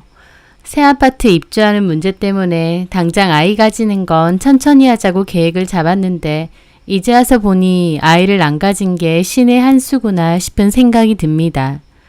우직하고 듬직해 보여서 결혼까지 했는데 결혼하고 겪어보니 다른 점도 정말 많고 실망스러운 점도 많았습니다. 남편도 마찬가지긴 해요. 저한테 툭하면 싸가지가 없다라고 해서 수도 없이 싸웠거든요. 저는 불편한 상황이면 그냥 제가 생각했던 거 참지 않고 그냥 말하는 편인데 남편은 그게 싸가지가 없대요. 하지만 그렇게 따지자면 제가 보기엔 남편이 제게 하는 짓이 더 싸가지 없습니다. 남편이 저에게 싸가지 없다고 한 이유는 결국 저와 어머님 사이에서 말에 관한 갈등 때문이었어요. 사사건건 저를 이 집의 아랫것 정도로 생각하며 대하는 어머님 때문에 저도 스트레스가 몹시 심했습니다. 어떤 일이 있었냐면요. 저는 과일을 별로 안 좋아하는데 마트를 가도 남편 먹은 과일은 사지만 제가 먹을 건 사본 적이 없어요. 싫어하고 아예 못 먹는 정도는 아니지만 구태여 일부러 사 먹고 싶지도 않거든요. 시부모님도 아십니다. 제가 몇 번 과일을 그닥 좋아하진 않는다라고 말씀도 드렸으니까요. 하지만 제가 뭐라고 하던지 말던지 어머님은 자꾸 남는 과일을 같이 먹어 치우자고 하세요. 과일 자르고 끝부분 맹탕인 부분 있잖아요. 그런 걸 모아놨다가 어머님은 저한테만 자꾸 같이 먹어 치우자고 하시는 거예요. 과일도 싫지만 남은 걸 먹어 치워야 하는 것도 싫더군요. 그래서 거절을 했습니다. 어머님, 저 과일 별로 안 좋아해요. 그리고 이거 다 끝부분이라서 맛도 없잖아요. 라고 대놓고 말씀드렸습니다. 제 말에 옆에 있던 신우가 웃으면서 요즘 사람들은 당돌하네 하시더군요. 어쨌든 저는 아닌 건 아니라서 저렇게 말씀드렸는데 어머님이 몸에 좋은 건 안 먹고 몸에 나쁜 것만 좋아하냐? 그러시는 겁니다. 저 과일을 안 좋아하긴 하지만 그렇다고 딱히 군것질도 안 하고 야채나 밥은 잘 먹거든요. 그런데 저렇게 말씀하시더라고요. 그래서 제가 또 그랬죠. 저 군것질도 잘 안 하는데요, 뭐. 그리고 술도 안 마셔요. 사실 몸에는 술이 제일 안 좋죠, 뭐. 라고 했습니다. 그런데 남편이 나중에 싸울 때 제가 이렇게 말한 것도 싸가지가 없답니다. 왜냐면 남편하고 시아버지는 술을 엄청 많이 드시거든요. 제가 일부러 들으란 듯이 비꼬면서 얘기한 거 아니냐는 거예요. 이런 식으로 싸움의 패턴이 반복됩니다. 어머님이 저에게 무례하게 말하시고 저도 굳이 참지 않고 제 할 말을 하는데 꼭 남편은 나중에 집에 와서 저한테 싸가지가 있네 없네 하는 거였죠. 또 있습니다. 저는 갓 지은 밥을 좋아해서 밥을 끼니마다 먹을 만큼 조금씩 하는데요. 좀 오래된 밥은 손이 잘 안 가서 안 먹습니다. 반면 남편은 자기는 그런 거 신경 안 쓴다고 직접 말했고 또 어쩔 땐 본인이 직접 찬밥 만들어서 라면에 먹기도 해요. 라면이나 볶음밥엔 찬밥이 맛있다고 일부러요. 그런데 시댁에 갔을 때 새로 밥을 하고 남은 밥이 있었나 봐요. 그걸 또 저한테 먹어 치우자고 하시는 거예요. 그래서 저도 어머님 저 3번 먹고 싶어요. 했습니다. 그러니까 그럼 이 밥 누가 먹느냐 물어보시더라고요. 제가 당연히 먹어야 되는 것처럼요. 저도 기분이 상해서 그랬죠. 현욱 씨 주시면 되죠. 그리고 제 밥은 제가 알아서 펐습니다. 어머님 표정이 엄청 안 좋긴 했지만 저도 기분 나쁜 건 마찬가지였어요. 왜 자꾸 남는 밥, 버리는 음식을 저더러 먹으라고 하시나요? 시댁에만 갔다 오면 서로 감정이 많이 상하는데 아버님 생신 때도 한번 싸웠습니다. 저도 맞벌이로 일하고 있고 회사 근무 시간은 제가 오히려 1시간 더 길거든요. 근데 아버님 생신이 다가왔고 괜찮은 식당을 예약했습니다. 그리고 아버님께 말씀드렸더니 결혼하고 첫 생일인데 생일상도 제대로 안 챙기고 겨우 식당이나 잡았느냐 화를 내시더군요. 황당했죠. 저도 일하는 사람이고 매일 바쁜데 아버님 생신상까지 손수 차려드려야 되나요?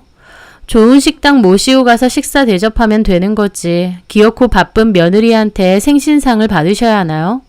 저희가 그냥 식당에서 식사하시자고 해도 됐다고 오지도 말라 하시길래 저는 그냥 식당 취소하고 용돈은 계좌이체 해드렸습니다. 제가 그렇게 한다고 했을 때 남편은 뭔가 꽁한지 아무 말 안 하더니 나중에서야 저에게 따지더군요. 또 저한테 행동이 잘못됐다느니 싸가지가 없다느니 그 소리였죠.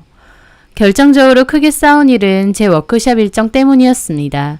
회사에서 워크숍 및 야유회 일정으로 2박 3일 제주도에 간다고 했어요. 아마 남편에게 들으셨는지 어머님이 전화가 오셨더군요. 그러면서 하신다는 말이 일 끝나면 따로 올라와서 남편 좀 챙겨주라고 하시는 거예요. 제가 놀러 가는 것도 아니고 회사에서 다 같이 일하러 가는 건데 남편 밥 차려주려고 저 혼자 따로 올라온다는 게 말이 되나요? 그리고 남편은 어련히 알아서 잘 먹습니다. 배달도 있고 외식할 수 있는 식당도 널려 있는데 뭐가 문제겠어요. 냉장고에도 먹을 것 천지라서 얼마든지 알아서 먹을 수 있는데요. 그래서 제가 그랬죠. 어머님, 저 놀러 가는 거 아니고 일하러 가는 거예요. 근데 제가 어떻게 그래요? 그리고 현욱 씨 저 없어도 알아서 잘 먹어요. 어머님이 정 걱정되시면 현욱 씨 아예 어머님 댁에서 출퇴근하라고 할게요. 그랬더니 어머님이 아무 말씀 안 하시는 겁니다.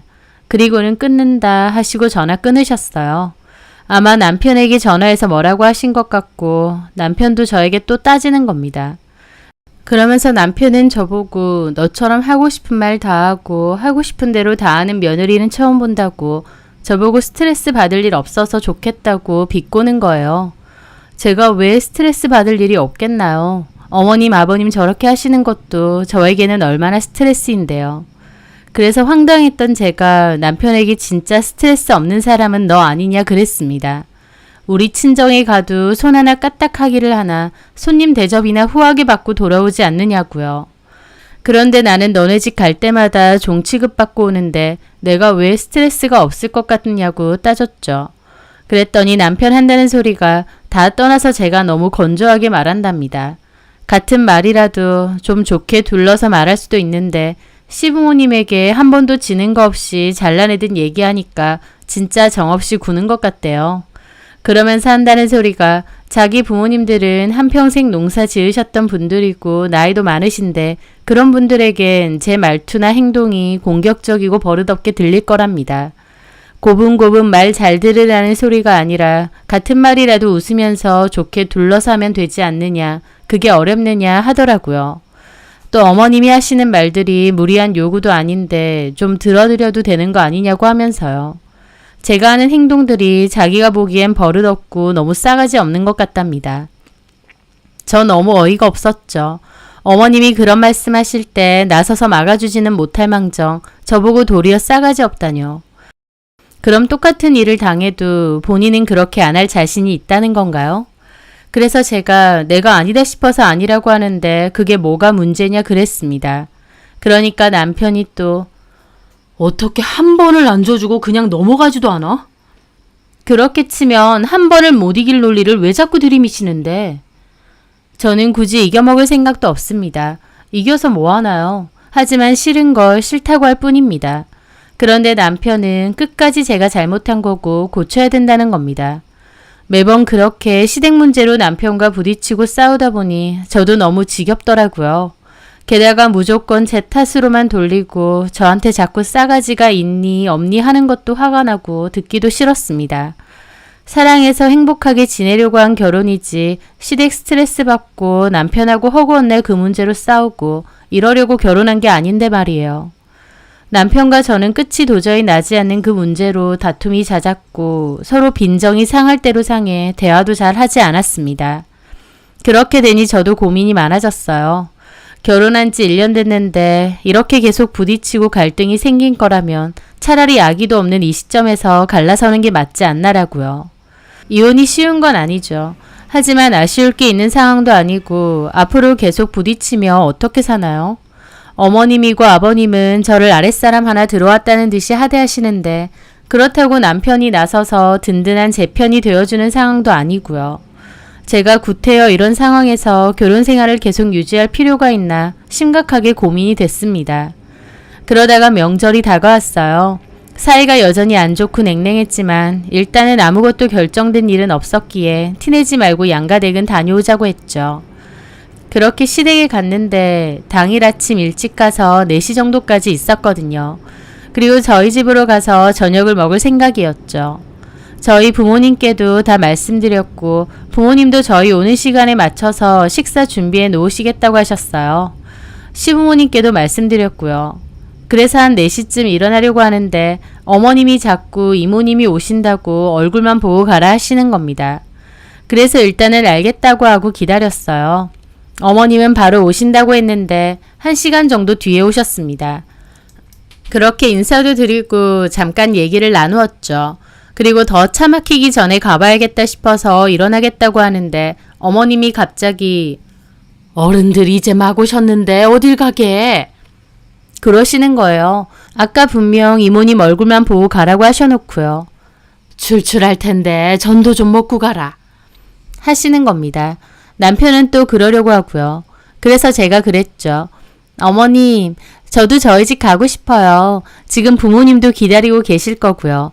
이모님한테 인사도 드렸으니까 저희는 이만 가보겠습니다. 그렇게 말했죠. 그랬더니 어머님이고 남편이고 표정이 엄청 안 좋은 겁니다. 그래서 지금 간다고? 네. 그리고 남편에게 말했죠. 뭐해? 차키 챙겨. 그런데 남편이 뚱한 얼굴이더니 저한테 그러는 겁니다. 좀 이따 가자. 이모도 오랜만에 왔는데. 그럼 우리 집은? 좀 이따 가도 되잖아. 급한 것도 아니고. 그러는 겁니다. 어머님도 그 말에 남편더러 이모 옆에 앉아있으라 그러고요. 진짜 기분 상하더라고요. 그래서 남편을 당겨와서 말했습니다. 그럼 나 혼자 갈게. 열쇠 줘. 뭐라고? 나 혼자라도 간다고. 자기는 여기 있어. 진짜 너 이럴 거야? 너야말로. 저도 화가 나서 남편 주머니에 있던 차키 꺼냈습니다. 그리고 시부모님 그리고 이모님께도 인사드렸죠. 어머님 아버님 저 이만 가볼게요. 이모님, 이따 가세요 그럼. 그리고 나가려고 하니 어머님과 이모님이 제 뒤통수에 대고 보통 싸가지가 아니다 라고 욕하시는 말도 들렸습니다. 저 그거 듣는데 이건 아니다 싶더군요. 그렇게 친정으로 가면서 많은 생각이 들었어요. 남편과 저는 절대 이 문제에서 자유로울 수 없고 서로가 서로를 절대 이해할 수가 없겠구나 라는 게 확 와닿았죠. 그냥 더 늦기 전에 각자 갈 길 가는 게 맞겠다 싶으면서 이혼 생각이 들었다고나 할까요? 그렇게 저는 친정으로 갔어요. 저 혼자 가니까 저희 부모님도 놀라셨죠. 저는 자초지종을 다 얘기했고 그간의 이야기들도 다 했습니다. 부모님도 속상해 하셨고 특히 엄마는 남은 음식 자꾸 저보고 먹으라고 한 것 때문에 너무 기분 나빠하셨어요. 아까워서 못 버리겠는 사람이 먹으면 되지 안 먹는다는 사람한테 왜 자꾸 권하냐고 하시면서 너네 시부모님들 그렇게 안 봤는데 남의 집 귀한 자식을 그런 식으로 대하느냐 하셨어요. 그리고 저희 남편에 대해서도 자기가 나서서 중재하는 것도 아니고 가만히 손 놓고 모른 척하면서 뒤에서 니 탓만 하는 거 보면 오히려 장서방이 싸가지는 더 없는 거 아니냐고도 하시고요. 엄마는 좀 흥분하셨고 아빠는 어쨌든 네 일이고 네 인생이니 잘 생각하고 판단하라고 하셨어요. 즐거워야 될 명절날에 엄마 아빠까지 심란하게 만든 것 같아서 너무 죄송하기도 하고 하지만 어쨌든 아빠 말대로 제 인생이니까 판단도 제가 해야겠다 싶었죠. 그렇게 제 방에 누워서 고민을 하고 늦은 밤 다시 집으로 갔습니다. 집에 들어가니까 남편은 혼자 흥분해서 난리치는 겁니다. 저보고 성격 대단하다고 하면서요. 저는 차분히 앉아서 얘기 좀 하자고 했죠. 그리고 말했습니다. 뭔 말을 하겠느냐, 싸움밖에 더 되겠느냐 목청 높이길래 제가 그랬습니다. 그냥 이혼하자고요. 그랬더니 이런 일로 이혼까지 하자고 하느냐고 핏대 세우는 겁니다. 오늘 일뿐만 아니고 오랫동안 고민했다. 너랑 나랑은 절대 서로 이해도 못하고 원하는 방향으로 맞춰주지도 못한다. 계속 살아봤자 싸우는 것밖에는 안 될 것 같다. 나는 그렇게 결혼 생활을 유지하고 싶지 않다. 라고 말했습니다. 남편은 저보고 이기적이라면서 일방적으로 이혼하자면 다냐고 씩씩거리더니 한참이 말이 없더군요. 그리고는 좋다고 이혼하자고 나도 네가 이렇게 이기적이고 싸가지 없는 여자인 줄 알았으면 결혼 안 했을 거다 그러더군요. 그렇게 일단락이 되는 것 같았고 협의가 되었으니 이혼 준비를 해야겠다 생각했습니다. 하지만 한편으론 저도 이렇게 이혼을 하는 게 맞는 건가 머릿속은 뒤죽박죽이고 혼란스러웠죠. 아무리 협의라고 해도 그 과정도 간단하지 않고 정리할 것도 많을 테니까요. 주변 보는 눈도 무시 못할 테고 제 스스로도 이혼 꼬리표 다는 거니 이게 맞나 싶기도 했습니다. 그럼에도 불구하고 제 본능은 이혼을 하는 게 맞다고 외치는 느낌이었어요. 이렇게 계속 억지로 살아봤자 싸우고 부딪히는 것밖에 안 될 것 같았거든요. 남편은 그 이후 저한테 말 한마디도 안 걸고 투명인간 취급을 하는 겁니다. 그건 상관없지만 어쨌든 이혼 얘기를 나누기로 했으니 대화는 해야 되는데 자꾸만 피하더군요. 결국 제가 이혼 서류 갖고 와서 제 거 작성하고 줬습니다. 작성하라고. 서류 제출은 내가 해도 된다고 말이죠. 그랬더니 기어코 진짜 이혼을 하자는 거냐며 자기는 이혼 못한다고 갑자기 말을 바꾸는 겁니다. 홧김에 말은 했는데 진짜 이럴 줄은 몰랐다고 하면서요. 저는 홧김 아니라고 우리 이 문제로 결혼기간 내내 싸웠다고 더 늦기 전에 끝내는 게 맞다고 말했죠. 처음엔 저보고 피도 눈물도 없느냐고 그러면서 그렇게 원하면 자기가 작성해서 내겠다고 화내더군요. 그런데 며칠 뒤 퇴근하고 집에 가니 갑자기 와인과 안주를 준비해 놓은 겁니다. 뭐냐고 하니 또 태도를 바꿔서 자기가 너무 감정이 앞섰다고 얘기 좀 하자고 하는 거예요. 이미 이혼 확정이었는데 남편은 그 사이에 생각이 바뀌었는지 표정부터가 다르더군요.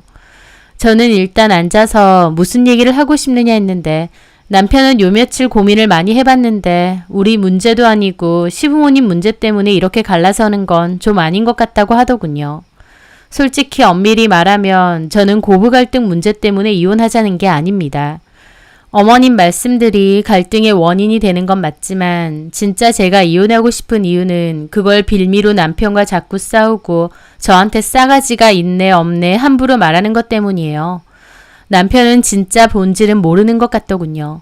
하지만 일단 저는 앞으로도 어머님이 그렇게 하실 때 네가 나서서 막아주거나 중재해 줄 수 있느냐 물었습니다.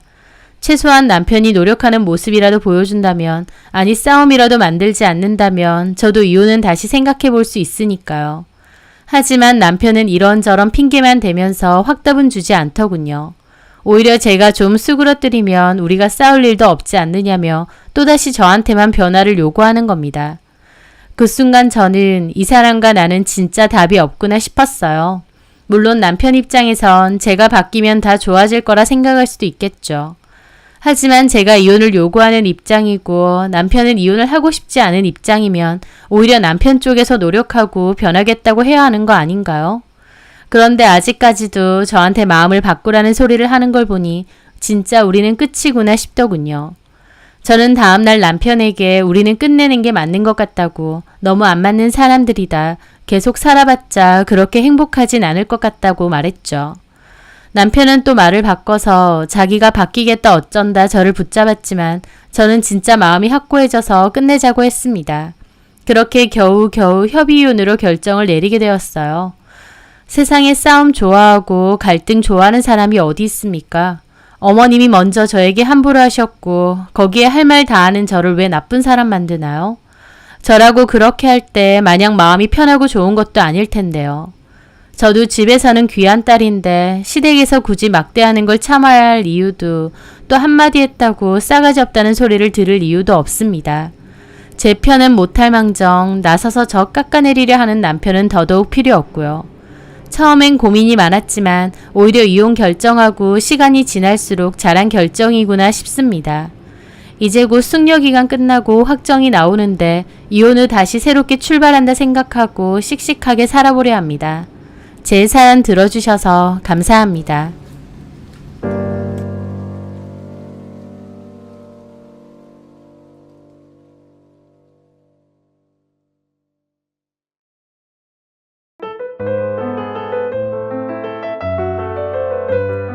안녕하세요. 저는 결혼 생활 28년 만에 종지부를 찍고 지금은 제2의 인생을 살고 있는 50대 후반 여자입니다. 남편의 지독한 배신으로 내 인생의 반이 날아간 것 같은 깊은 우울과 상실감을 느꼈지만 이제는 다 털어버리고 아들과 함께 씩씩하게 살아가고 있습니다.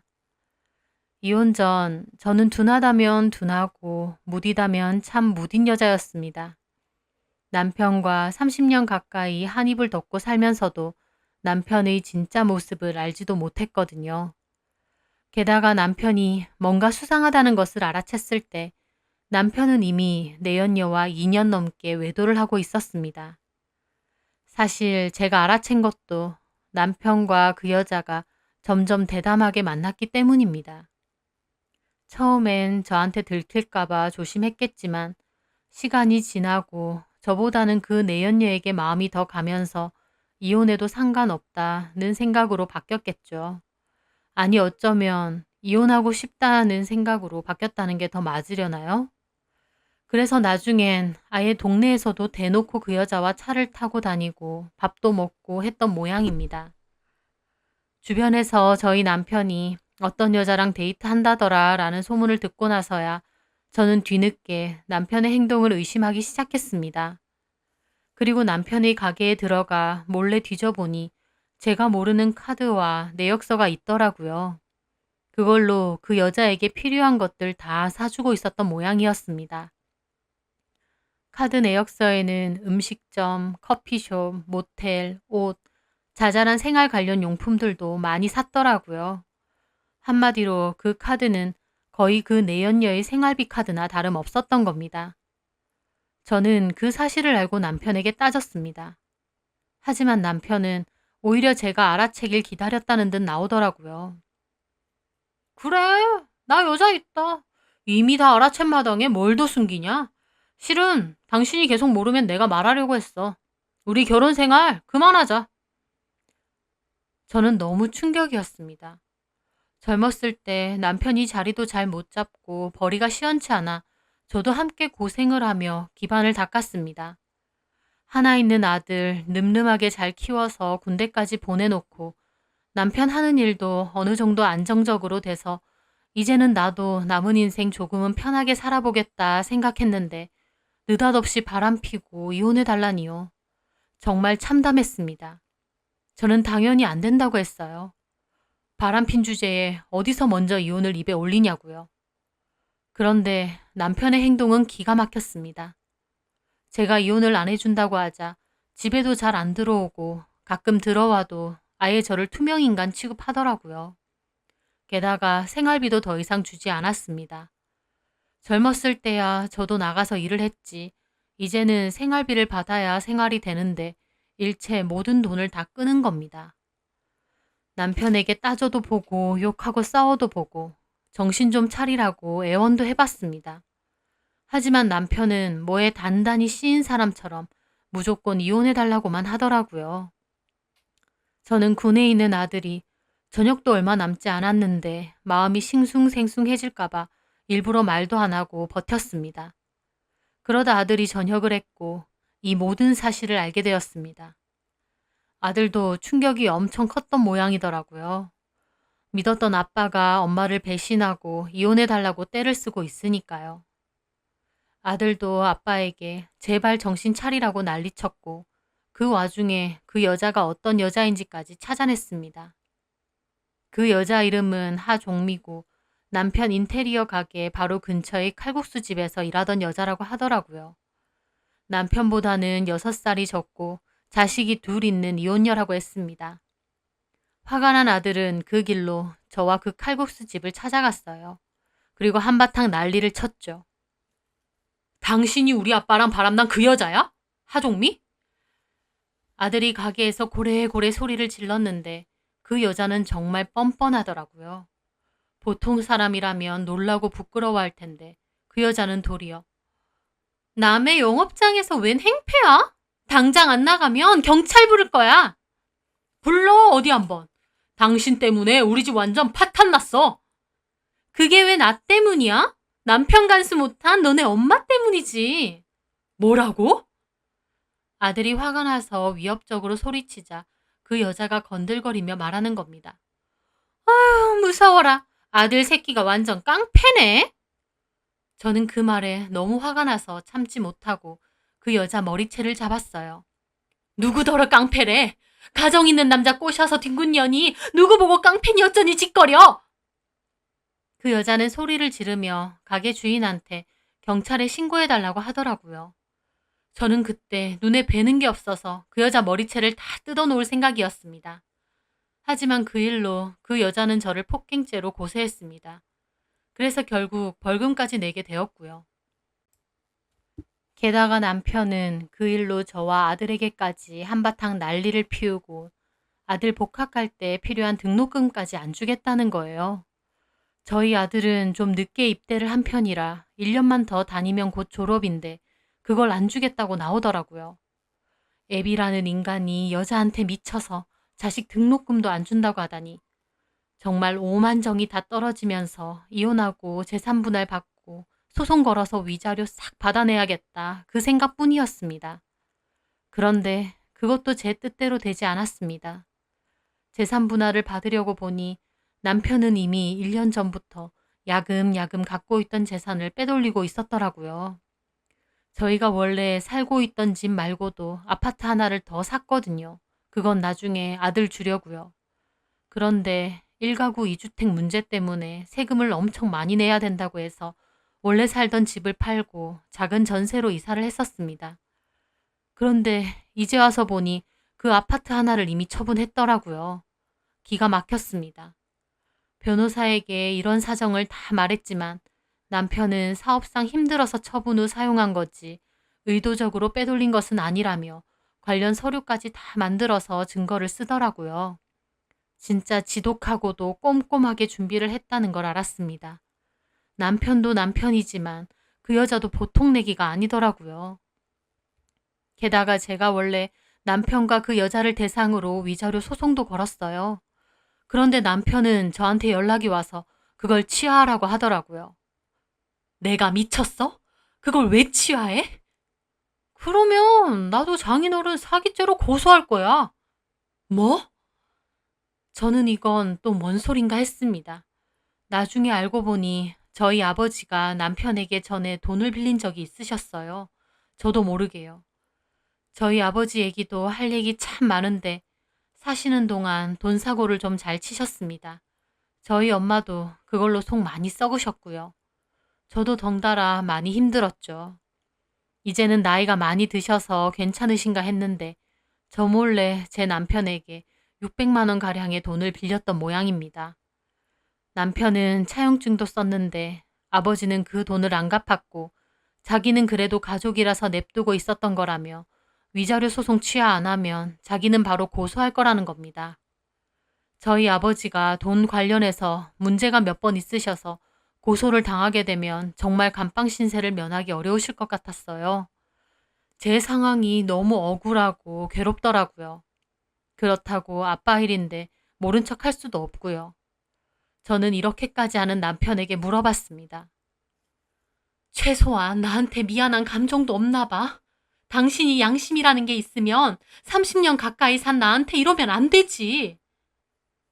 바람나서 이혼해달라고 하면서 아들 등록금도 안 내주고 생활비도 안 주고 압박하더니 기껏 이혼해주고 내 몫이라도 챙기겠다니까 그것까지 이렇게 다 막아? 내가 없는 일을 지어내는 건 아니잖아.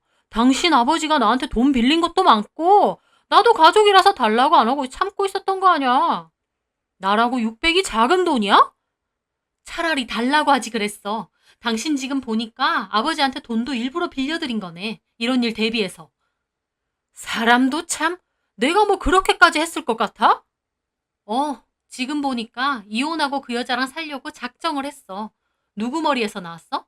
당신이야, 그 여자야. 당신 그렇게 똑똑하지 않잖아. 그 여자가 다 시킨 모양이지?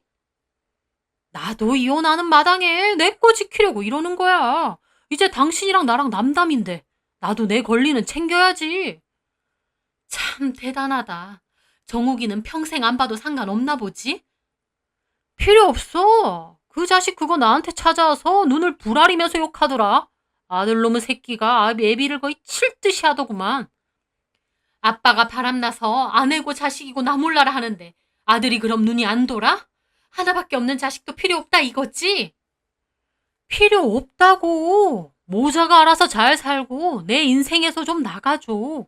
내가 여태까지 당신하고 정욱이한테 돈주머니 돼줬잖아. 저는 정말 너무 화가 나서 눈물만 흐르더라고요. 돈주머니? 당신이 무슨 그렇게 대단한 돈주머니였는데?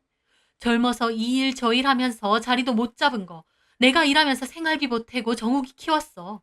이제 조금 살만하니까 돈주머니? 그딴 소리래? 내가 언제 자리를 못 잡았어? 이 일한 지가 언젠데? 다 필요 없고 위자료 소송 취하해. 안 그러면 당신 아버지 바로 고소할 거야. 다 늙은 아버지 감방 보내고 싶으면 계속하고. 저는 피눈물을 흘렸습니다. 평생을 가족이라는 이름으로 살아왔는데 어떻게 이렇게까지 하는지.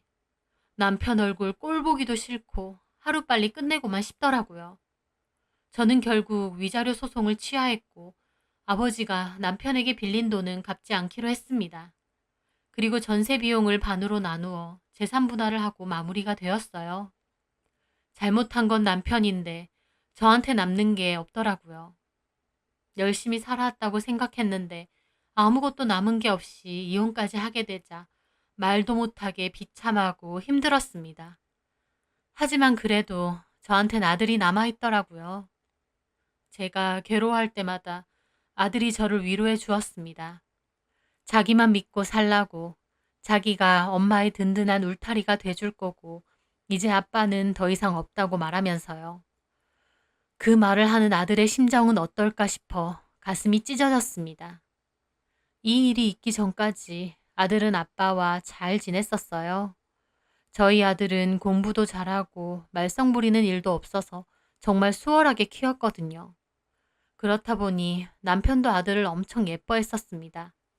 하지만 순식간에 저희 가정은 파토가 났고 애비라는 인간은 아들 따위 필요 없다고 하고 아들은 아빠에 대한 지독한 원망밖에 안 남은 것 같더라고요.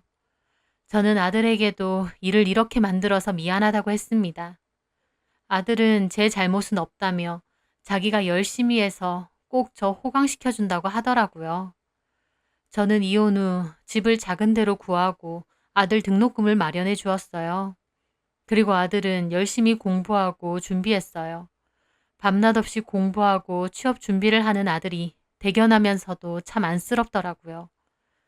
하지만 그런 노력의 결실이었는지 아들은 한 학기를 남겨두고 조기 취업으로 원하던 외국계 회사 취업을 하였습니다. 아들과 저는 정말 기뻐했어요. 아들이 그토록 원하던 곳에 취업을 하게 되었으니까요. 그렇게 아들은 일찍이 회사를 다니게 되었고, 저도 아들한테만 기대고 살 순 없어서 주변 지인의 도움으로 식당에도 나가면서 일을 조금씩 하고 있습니다. 처음에 이혼을 했을 땐 나한테 왜 이런 일이 생겼나 괴롭고 힘들었지만 시간이 약이라고 점차 시간이 지나면서 또 아들과 둘이 사는 것에 익숙해지다 보니 어느새 전 남편의 존재는 잘 떠오르지도 않더라고요. 물론 한 번씩은 그때의 일이 떠올라 속에서 울화가 치밀어 오를 때도 있지만 그마저도 시간이 지나면서 그냥 다 덮고 살게 되더라고요. 제가 워낙 성격 자체가 예민하지 않고 깊게 생각을 안 해서 그런지는 몰라도 또 이렇게 살다 보니 좋은 점도 많고 편한 겁니다. 자유롭기도 하고요. 그렇게 아들과 둘이서 산지 3년이 다 되어갈 무렵이었어요. 갑자기 남편한테서 문자가 왔어요. 잘 지내느냐고. 어이가 없더라고요. 문자가 아니라 직접 눈앞에 있으면 쌍욕을 해주고 싶을 만큼 어이가 없었습니다. 저는 답장을 하지 않았어요. 전 남편은 더 이상 저와 아들이랑은 연관없는 사람이다 생각했기에 대꾸할 마음조차 안 들었거든요. 그런데 일주일 후에 전화 되느냐고 또 문자가 왔더라고요. 이 인간이 왜 이러나 싶었어요. 그리고 또 답장은 안 했죠. 아들한테 말해서 수신 차단을 해버릴까도 싶었지만 사실 한켠으론 좀 궁금하기도 했습니다. 그 유난을 떨며 이혼해달라더니 영 사는 게 마뜩찮은지요. 하지만 그래봤자 남인데 뭔 상관인가 싶어서 또 신경을 껐어요. 그런데 그맘때 저희 아들이 저에게 말을 하더라고요. 아빠한테 전화가 왔었다고. 저는 기분이 너무 언짢아졌습니다. 아니, 이 인간이 진짜? 뭐라고 하디? 아들은 약간 어두운 얼굴로 말하더라고요. 자기 좀 살려달라고 하시던데요. 뭐? 저는 기가 막혔어요. 물에 빠지기라도 했나요? 살려주긴 뭘 살려주나요? 뭘 살려줘? 전화 받으려고 한 건 아니고 회사에서 일하는데 전화가 와서 얼떨결에 받았거든요. 근데 아빠더라고요. 저보고 잘 지내냐고. 근데 엄마 안부 묻고 잘 지내냐 하면서 우리 너무 잘 지내니까 연락하지 마시라 그랬죠. 그랬더니 자기는 못 지낸다고, 죽을 것 같다고, 살려달라고. 그래서 무슨 일이냐고 했더니 아빠 쫓겨났대요, 집에서. 집에서 쫓겨나? 저는 이건 또 뭔 소린가 했어요. 자기 집에서 왜 쫓겨나나요? 그 바람난 여자 있잖아요. 하종미였나? 그 여자랑 그 여자네 자식들이랑 완전 미친 것들이라면서 욕을 하더라고. 미친 거 이제야 알았대? 제일 미친 게 본인이면서 미친 것들끼리 잘 살아보지. 이제 와서 왜? 근데 나도 얘기를 들어보니까 장난 아니긴 하더라고요. 뭘 하던데? 그 여자한테 아들 하나랑 딸 하나 있는데 딸은 갑자기 사고 쳐서 결혼한다고 결혼 비용 내놓으라 그래서 다 뜯어가고 아들은 무슨 불법 도박에 빠져서 완전 밑빠진 독이래. 몇 번 돈 갚아줬는데도 계속 사고 치고 다니고 빚까지 몰래 지고 다닌다는 거야. 그래서 아빠가 돈 이제 안 해준다고 했더니 그걸로 하종미 그 여자랑 아빠랑 대판 싸웠대. 그러다가 그 여자가 아빠를 너무 긁어대더래. 아빠가 못 참고 그 여자를 때렸는데 그 여자가 그 길로 고소한다고 하고. 갑자기 그 얘기를 들으니 그 여자가 저를 고소한 것도 떠올랐습니다. 이제 와서 보니 완전 상습범인 것 같더라고요. 불리하면 자기가 맞아서 도리어 고소한다고 하는 식으로요. 그래서 고소했대? 네, 고소당했고 그리고 더 큰 문제가 아빠가 엄마한테 재산 안 주려고 돈 야금야금 빼돌렸잖아요. 그게 하종미 아는 사람한테 빼돌린 거였대요. 하종미가 그러라고 시켰다면서. 자기한테 돈을 빼돌리면 이혼 소송할 때 돌려줘야 될 수도 있으니 아예 모르는 사람이 일 관련해서 돈을 빌려줘서 갚는 식으로 빼돌리자면서. 아주 가지가지 했다. 근데 그 사람이 알고 보니까 하종미 그 여자랑 또 내연 관계에 있는 남자였다네요? 뭐라고? 정말 가지가지라는 말로 부족하더라고요. 한마디로 하종미 그 여자는 다른 남자와 내연 관계에 있으면서 남편을 이용하며 돈을 빼돌린 거였습니다. 재산분할 적게 받게 해준다면서요. 그리고 남편은 그 장단에 놀아나 얼씨구나 모르는 사람한테 인테리어 관련 비용으로 쓴 것처럼 꾸미면서까지 돈을 빼돌린 거고요. 그 여자의 악독함과 남편의 어리석음이 참 대단하더라고요. 아빠가 그거 알고 진짜 그 여자랑 그 남자랑 죽여버리고 싶었는데 심지어 그 여자랑 재혼 초반에 꼬드겨서 집 명의도 그 여자한테 넘겨줬대요. 게다가 그 아들은 자기 도박빚 안 갚아준다고 하니까 계속 아빠 협박하고 위협해서 아빠가 무서워서 도망 나와서 지낸대요. 저는 남편 꼴이 참 과간이라는 생각이 들었습니다.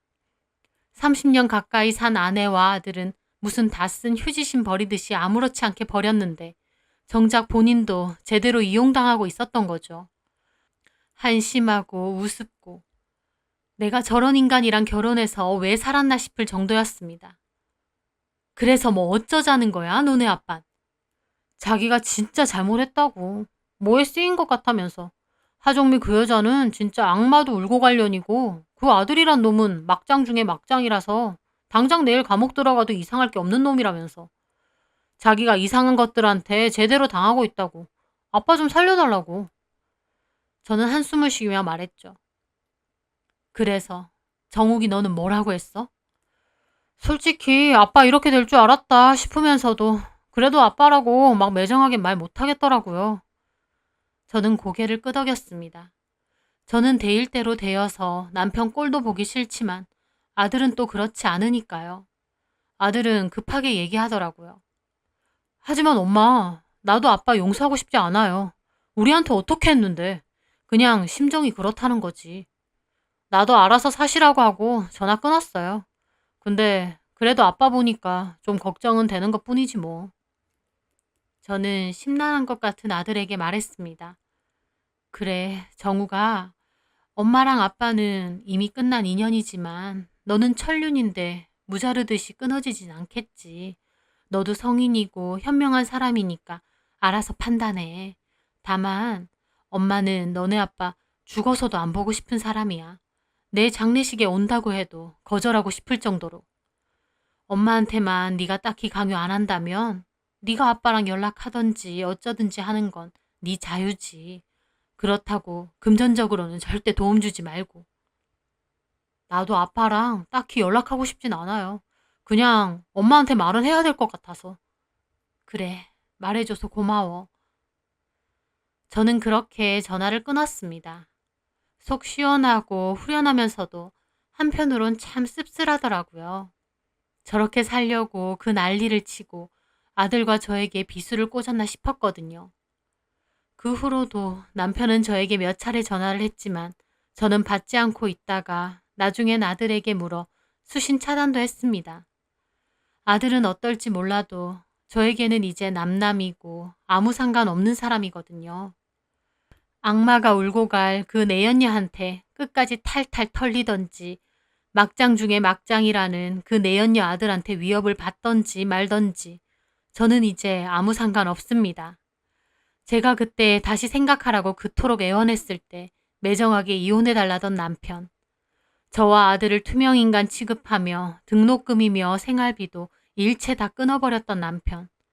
위자료 소송이라도 하려고 하니 우리 아빠 들먹이며 최대한 안 주려고 머리 쓰던 남편.